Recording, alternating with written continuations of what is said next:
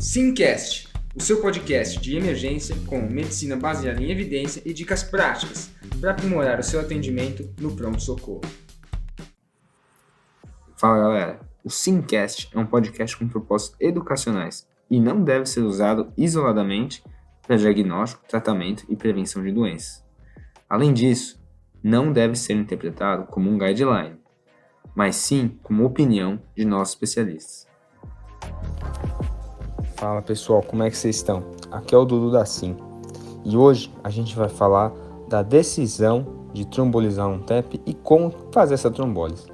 Antes disso, eu vou falar da nossa Black Friday, que a gente está vendendo os nossos cursos de ortop, dermato e de porta de pronto-socorro com descontos absurdos. Então, vai lá no nosso site e dá uma checada. Agora, simbora para o nosso podcast. Então, quando a gente fala da decisão de trombolizar um TEP, a gente sempre tem que pesar os riscos e benefícios. Basicamente, a gente vai ver o risco de morte e comparar com o risco de sangramento. Se o risco de sangramento, lógico, um sangramento importante, não um sangramento leve, mas um sangramento importante, que vai prejudicar o meu paciente, levando a mais comorbidades, sequelas e até maior risco de morte, né? E se esse risco for maior que o próprio risco de morte relacionado ao tromboembolismo pulmonar, eu não vou trombolizar. Por outro lado, galera, se o risco de morte for muito mais alto que o risco de sangramento, vale a pena eu trombolizar. Então vamos discutir em detalhe. Primeiro, quais são esses riscos de morte? Esses riscos de morte são PESE elevado. Para quem não sabe, PESE é um score para TEP. Vocês podem colocar em qualquer calculadora online. É um score que vai contar diversos fatores. Não precisa decorar, galera. Põe na calculadora. São múltiplos. E para quem quiser decorar, tem o simplificado, o PESE simplificado, que também é validado. Mas também dá para calcular por calculadoras online. Outro risco de morte, que aumenta o risco de morte, é um eco com alteração de VD, com relação VD sobre VE maior que 1, ou seja, o tamanho do VD é muito maior que o tamanho do VE, que não é para ocorrer em situações fisiológicas normais. Ou então tem um abaulamento do septo interventricular do VD para o VE, a pressão está tão grande que está empurrando o VE, e um TAPSE aumentado, entre outros. A TC também pode mostrar para a gente esse risco de morte aumentado. Se eu tenho um atomo que mostra também uma relação de VD-VE maior que 1, mostra um VD gigantesco, também fala a favor de um TEP que está levando a disfunção hemodinâmica. Além disso, se eu vejo o contraste que devia estar indo para a artéria pulmonar, mas está fazendo refluxo para o fígado, mostra que está tão congesto, o VD está tão insuficiente, que está tendo refluxo de contraste contra o gradiente. Outro fator de risco de morte é trombo no VD, né? Se o paciente já teve um TEP, né, e tem um trombo no VD, ou então no ato direito, ou então na veia cava inferior, ou mesmo, né, em veias de membros inferiores profundas, se esse trombo migra para o pulmão, num pulmão que já tem um TEP, isso pode ser fatal. Então esse paciente também é de alto risco. Outro fator de risco, insuficiência respiratória. TEP dificilmente causa insuficiência respiratória. O paciente pode estar taquipneico, pode estar desconfortável, pode estar um pouquinho hipoxêmico. Mas se um TEP causa insuficiência respiratória, é um TEP grande. TEP causa mais insuficiência hemodinâmica. E também o clássico, né, que é um risco elevadíssimo de morte, é o paciente que vem chocado, né? Ou então aquele paciente que é hipertenso e teve uma queda ali de pelo menos 40 milímetros de mercúrio na PA sistólica.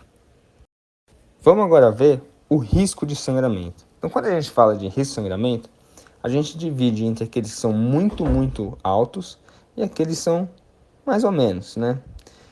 Como risco de sangramento, que seria uma contraindicação absoluta, né? A gente tem neoplasia intracraniana, doença vascular estrutural cerebral, ou seja, o cara tem uma má formação arteriovenosa na cabeça, o cara tem um aneurisma saccular grande, o cara teve uma cirurgia de sistema nervoso central recente nos últimos 2 meses, ou então um TCE nos últimos 2 meses também. O cara já teve algum tipo de AVCH na vida, pode ser hemorragia subaracnoide, pode ser hemorragia intraparenquimatosa, não importa. Ou então o cara teve AVCI nos últimos 3 meses. O cara tem um sangramento importante ativo. O cara teve alguma cirurgia nos últimos 10 dias. Esses que eu falei agora são as contraindicações absolutas, né? Mas a gente tem também contraindicações que aumentam o risco de sangramento, é claro, mas são relativas, como por exemplo, história de pressão descontrolada, no caso vai estar maior que 180 por 110, muito parecido com trombose para AVCI, né? Paciente que tem algum sangramento nas últimas 2 a 4 semanas, paciente que teve uma punção em locais não compressíveis, paciente que teve algum procedimento invasivo recente, paciente que tem uma úlcera péptica ativa, paciente que tem pericardite ou algum tipo de derrame pericárdico, paciente que tem um NR maior que 1,7, pacientes idosos com maior que 75 anos. Tudo isso é relativo, mas tem que entrar na minha conta para eu calcular mais ou menos na minha cabeça e comparar o risco de sangramento versus o risco de morte pelo TEP. E agora que a gente já discutiu os fatores de risco, a gente vai ver paciente por paciente. Aquele paciente que chega com um TEP instável, antigamente chamado de maciço, ele vai ter indicação de trombólise, né? Não só aquele paciente que está com choque, né, que é um instável, mas também aquele paciente que teve uma queda de PA em 40 milímetros de mercúrio por mais de 15 minutos em relação ao seu basal. Então o paciente vem com uma PA de 160, caiu para 110, 120, você também vai considerar trombolizar. Eu quero deixar claro aqui, galera, que a trombólise no TEP não tem evidência muito forte. Se você vê TEP instável, tem apenas um ensaio clínico que randomizou 8 pacientes, foi parado precocemente, né? Porque dos pacientes randomizados, todos que receberam trombolítico sobreviveram. E nenhum daqueles que não receberam trombolítico, receberam placebo, morreram. Então eles resolveram parar o estudo e até hoje a gente não tem uma evidência forte. Mas a ausência de evidência não significa que não funciona, né? Apesar de não ter uma evidência muito forte, a gente vê que na prática clínica que os pacientes que recebem alteplase, recebem trombolítico, acabam tendo um benefício. E o risco deles de morte é tão alto que talvez faça sentido. Agora, vamos supor que eu tenho um paciente instável, eu vou dar meu trombolítico. Depois, galera, eu vou explicar como é que eu vou dar. Vou explicar com detalhes. Mas, o paciente instável, certo? Que não tem um risco de sangramento, ou sangramento baixo, risco baixo, eu vou trombolizar intravenoso. Agora, paciente instável que tem alto risco de sangramento, o que eu posso fazer? Eu posso fazer terapias por catéter. Uma alternativa, por exemplo, é dose reduzida de trombolítico sistêmico, a gente dá pelo catéter. Todos os estudos mostram que a gente consegue administrar doses menores guiada por catéter. Ou seja, o catéter vai lá no trombo e como se jogasse o trombolítico direto na artéria pulmonar. Outro que eu posso fazer é uma trombectomia, ou então uma cirurgia aberta. Tem outras alternativas, né? Se eles tiverem, por exemplo, contraindicação absoluta à trombólise. Beleza? Nesses pacientes, a gente vai usar uma dose de alteplase de 100 mg em 2 horas, tá? Caso o paciente esteja preparado cardíaca ali, o paciente está mal, eu posso fazer o quê? 50 mg em 15 minutos. É uma alternativa. Por quê? Porque se for levar 2 horas, pode ser que ele pare, tem uma parada cardíaca até eu terminar a minha dose. Então eu faço 50 mg em 15 minutos ali. E vou tentando manejar o paciente. Não vou discutir aqui o manejo do paciente com choque obstrutivo. É mais para focar aqui na trombólise. Outra alternativa é o da 20 miligramas de bolos, seguido de 80 miligramas em 2 horas. Porque esses 20 miligramas vão fazer um efeito imediato, vai aliviar minha pressão no VD, aliviar minha hipertensão pulmonar, melhorar a hemodinâmica, e os 80 miligramas vão vir nas outras 2 horas. Beleza? Mas, e o paciente que não é alto risco? Que não está instável? A gente vai dividir esses pacientes que não estão instáveis em leve e intermediário. A gente vai usar o PESI para isso, tá? Os pacientes que caem no risco intermediário, a gente vai novamente dividir em intermediário alto e intermediário baixo. Quem são os intermediários altos?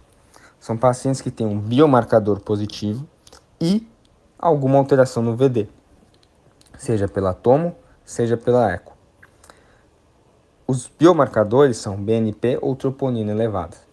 Já o intermediário baixo tem 0, nenhum dos dois, ou um dos dois. Vou começar pelos intermediários baixos. O intermediário baixo é fácil. O risco de morte deles é baixo. Então, de forma geral, eles não se beneficiam da trombólise, tá? A gente não vai trombolizar. Então, o que a gente vai fazer? A gente vai anticoagular, normalmente. Beleza? Agora, os intermediários altos sempre despertaram interesse na gente, porque eles têm um risco de falecerem, um risco relativamente alto, né? Mas a gente sabe hoje em dia que os guidelines, de forma geral, não recomendam a trombólise de rotina nesses pacientes. Por quê? Teve um estudo publicado no New England Journal que chama PEITO, tá? O que ele viu? Ele avaliou, né, nos pacientes que tinham risco intermediário alto e comparou placebo versus trombólise. No estudo eles usaram tenecteplase. Foram 1.005 pacientes de intermediário ou alto risco, randomizados, né? O que eles viram? De fato, o desfecho primário era composto e juntava hemodinâmica com mortalidade. Só que isso foi positivo, foi estatisticamente significativo. Mas se você avaliar separadamente hemodinâmica e mortalidade, isso foi guiado principalmente por hemodinâmica.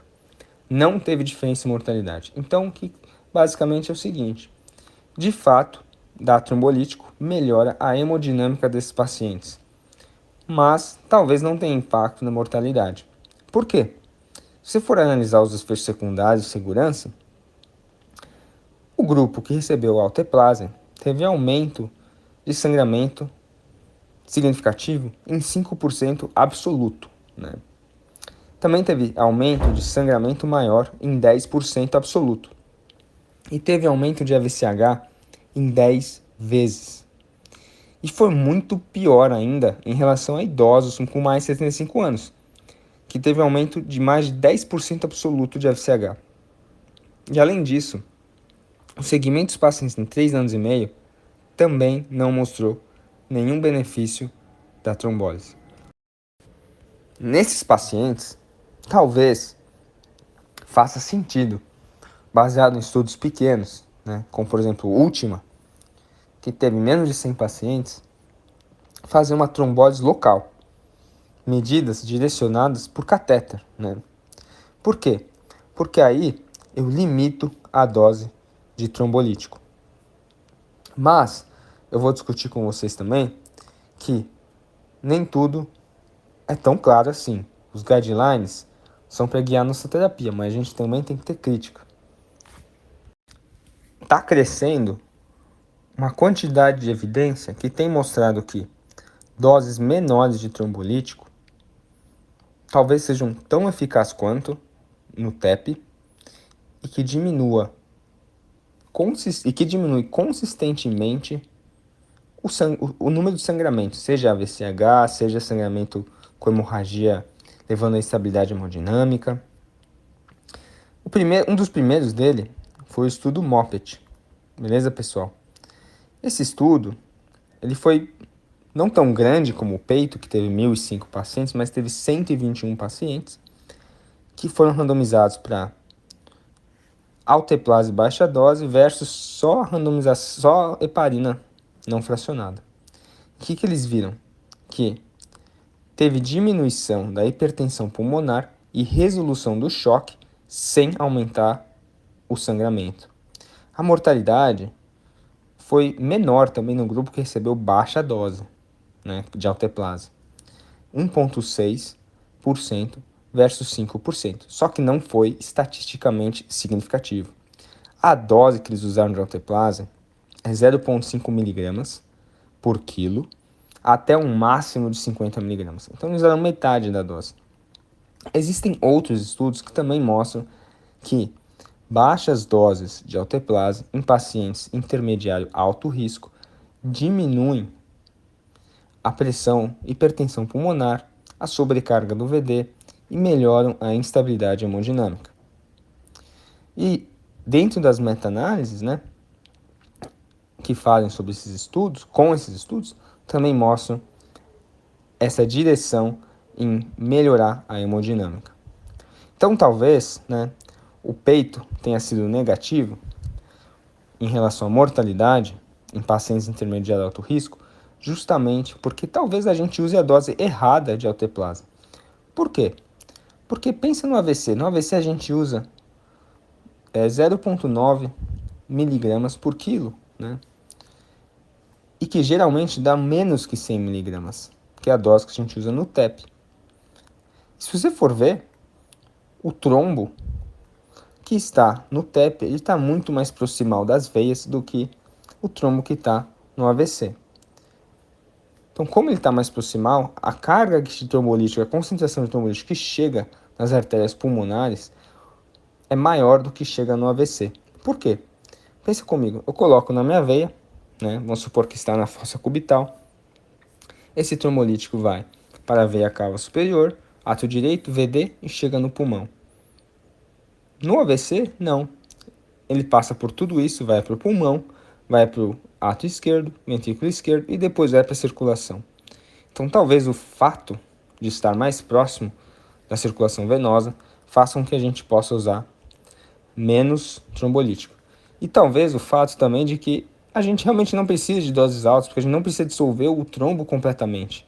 É só abrir um mínimo de perfusão ali para aliviar a pressão pulmonar. E aí a heparina faz o resto do papel. Bom, então agora que a gente já viu as indicações, que é basicamente, pelos guidelines, TEP com instabilidade hemodinâmica e caso a caso, um TEP intermediário alto risco, pendendo mais para medidas direcionadas para o catéter do que pela trombólise sistêmica. Vamos falar de como fazer o trombolítico. A gente já falou a dose, que geralmente é 100 mg em 2 horas. E, caso o paciente esteja preparada, a gente pode fazer 50 mg em 15 minutos ou 20 mg de bolos, seguido de 80 mg em 2 horas. A gente também discutiu que, talvez, nos pacientes intermediários ou alto risco possam se beneficiar de uma dose reduzida em 50%. Em relação de coagulação, eu continuo, eu paro, o que eu faço quando eu vou trombolizar? Aí é outro ponto de controvérsia.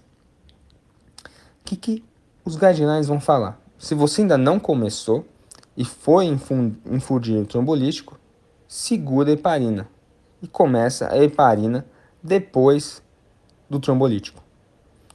E detalhe, se for começar a heparina intravenosa, não deu bolos, só comece a dose de manutenção.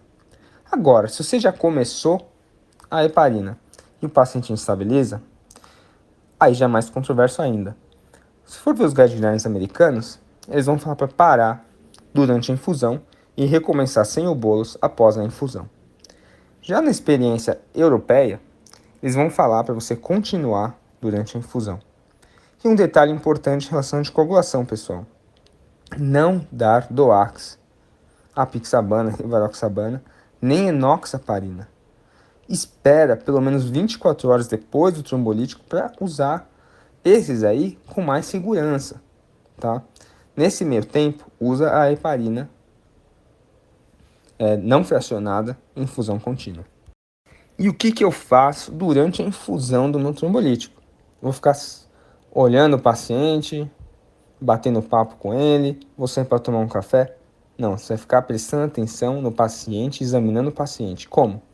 Monitorizado, medindo o PA, pelo menos de 15 em 15 minutos, avaliando oximetria, ritmo cardíaco e frequência cardíaca.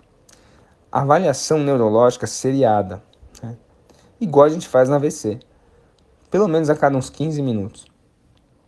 Avaliação da BP, da pressão arterial, e avaliar se o paciente está sangrando. Eu posso tolerar sangramentos como menstruação, epistaxe, algumas feridas, alguns sangramentos de trato gastrointestinal bem leves. Obviamente você vai tratar, né? Você vai tratar o que estiver sangrando, você não vai ficar observando o epistaxe, você vai tratar. Mas caso o paciente tenha algum sangramento grave, como por exemplo queda de 2 pontos no HB, necessidade de transfusão, o cara começa a ter um sangramento copioso que não para, não importa o que você faça, estou comprimindo a ferida, continua sangrando absurdo. Então eu vou parar. O paciente rebaixou, galera, ou apresentou um sinal focal. Aí você tem que pensar, será que sangrou a cabeça? E aí você tem que parar também. O paciente começou a ter cefaleia e vômitos, rebaixou. Será que ele sangrou a cabeça e está fazendo hipertensão intracraniana? Ou então o paciente tem uma piora abrupta da pressão. Do nada, o paciente chocou.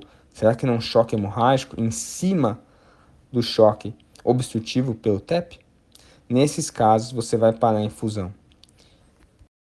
E o que eu faço? Eu vou reverter esse sangramento? Se você julgar que o sangramento foi significativo, está instável, está precisando de transfusão, sim, eu vou ter que reverter. Eu vou fazer o quê? Eu vou fazer 10 unidades de crio precipitado, vou considerar ou não 2 unidades de plasma fresco, e se ele tiver com heparina, eu vou ter que dar protamina. Mas, Dudu, e aqueles pacientes que eu fiz a alteplase, né? E ele não melhorou? Não melhorou nada. Se o paciente, na sua opinião, você está avaliando o paciente, recebeu trombólise e ele persiste instável, né? Eu posso chamar a rádio intervencionista ou o pneumo para fazer o quê? Trombólise local, remoção mecânica do trombo via catéter ou cirurgia. Só que a cirurgia vai ter que esperar um pouco porque ele acabou de receber trombolítico. A gente só tem estudos observacionais, porque é tão raro esse paciente, né? Tão infrequente que é difícil fazer um RCT. Mas são essas recomendações. E para finalizar, galera, uma situação especial, parada cardíaca. O que a gente sabe? O paciente parou em AESP ou assistolia não é para trombolizar de rotina. Teve um ensaio clínico famoso, no England Journal, 2002, randomizou 233 pacientes em AESP em placebo versus alteplase. Fazer uma trombólise empírica ali. Não teve diferença nenhuma. Então não é para trombolizar de rotina. Agora, quem talvez tenha benefício? Vamos supor aquele paciente que eu diagnostiquei meu TEP, só que ele tinha uma TVP ali, na ilíaca, na veia ilíaca, e aí ele tepou de novo e parou. Talvez esse paciente se beneficie. Com ressalva, talvez, tá? E aí eu vou ter que fazer 50 mg de alteplase em 2 minutos, posso repetir em 15 minutos, caso eu não tenha retorno da circulação espontânea. E meus esforços de ACLS vão ter que ser por pelo menos ali uns 40, 45 minutos, por recomendação do ACLS, porque é o tempo do trombolítico fazer efeito. Beleza? Era isso que eu tinha para falar, pessoal. Não percam a Black Friday e a gente se vê por aí. Grande abraço.